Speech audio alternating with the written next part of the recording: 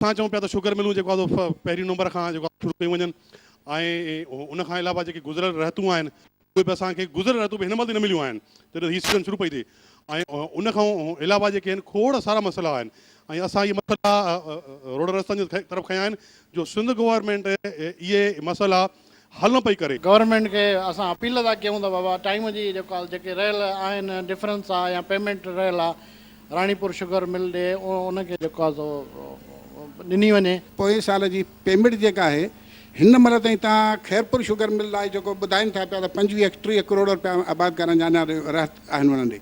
तव्हां मूंखे ॿुधायो त 6-8 महीना गुज़री विया आहिनि मिलनि बंदि थिया आहिनि। इन जो इंट्रस्ट ॿधो घणो थो हिननि खे बचे। 2015-16 सीज़न जा असां 12 रुपया हिन महिल ताईं रहिया पिया आहिनि।